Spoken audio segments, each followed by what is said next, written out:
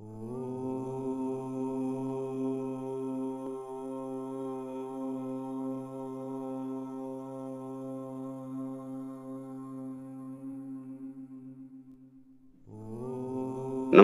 दोस्तों, आज हम चर्चा करते हैं नवरत्न की।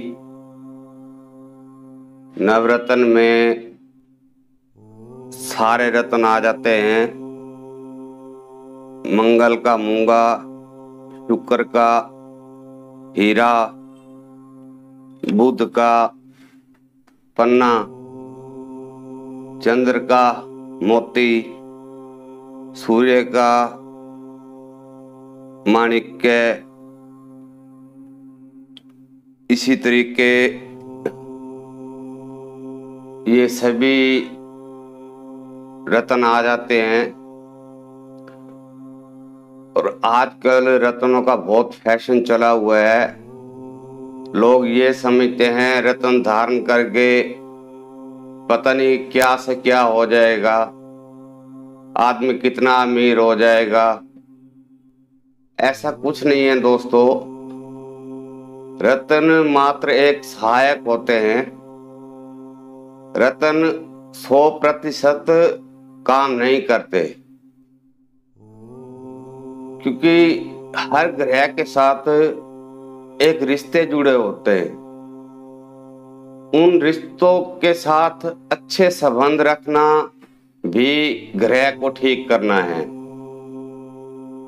अब हम मान लो कोई भी रत्न डालते हैं, अगर उस ग्रह से संबंधित रिश्ते को हम ठीक नहीं रख पाते या उनसे अच्छा व्यवहार नहीं करते, तो उस रत्न का आपको कोई लाभ मिलने वाला नहीं है। मान लो आपने मूंगा डाल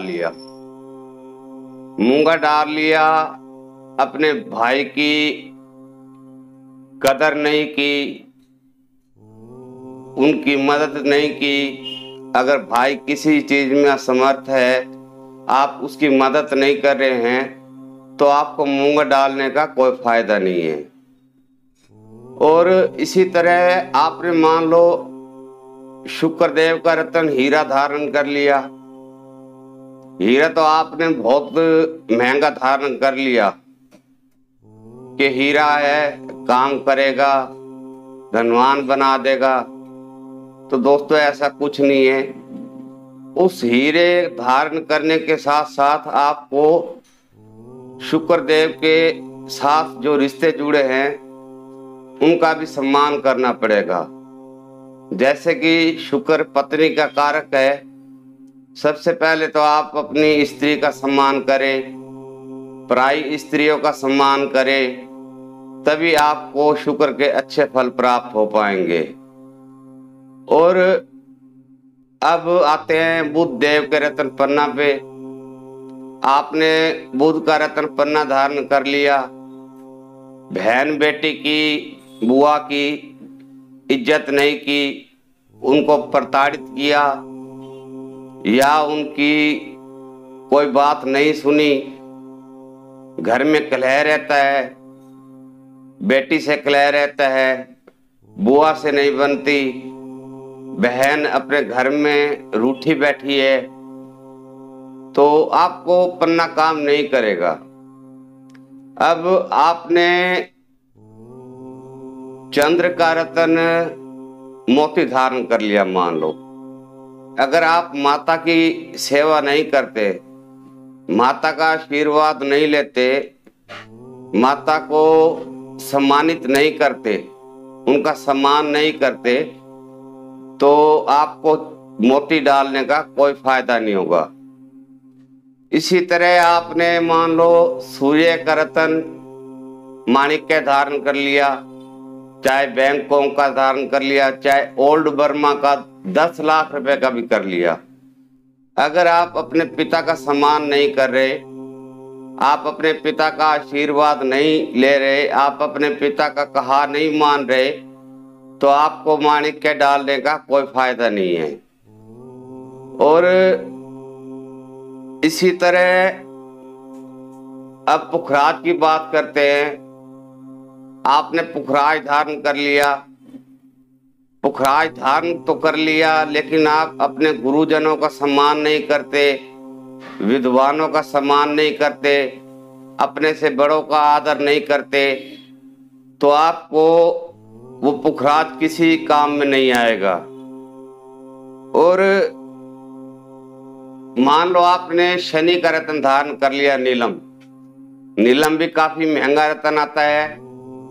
रत्न तो धारण कर लिया, लेकिन हम उनके रिश्तों को अच्छे से नहीं निभा पाए। जैसे कि काका है, मामा है, घर में कोई सर्वेंट काम करता है, मजदूर काम कर रहे हैं, अगर हम उनका मान सम्मान नहीं कर रहे, घर में सर्वेंट लग रहा है, उसकी बार बार बेइज्जती कर रहे हैं, उसको बार बार धुतकार रहे हैं, तो शनिदेव आपको नीलम डालने से कभी अच्छे फल नहीं देंगे। अब बात करते हैं राहु देवता की। मान लो आपने राहु देवता का रत्न गोमेद धारण कर लिया और ससुराल से संबंध अच्छे नहीं है, तो गोमेद कोई असर नहीं करेगा। और इसी तरह केतु का रत्न है लहसुनिया। केतु का रत्न लहसुनिया आपने धारण कर लिया, केतु के रिश्ते बनते हैं, जैसे कि नान का परिवार हो गया, संतान हो गई। अगर आप नान के परिवार से बनाकर नहीं रखते, उनका सम्मान नहीं करते, अपनी संतान का सम्मान नहीं करते, उनको धुतकारते रहते हैं, तो केतु रत्न डालने का भी आपको कोई फायदा नहीं है। अगर मेरी कोई भी बात आपको बुरी लगी हो तो माफी चाहूंगा। बस इतना ही। धन्यवाद।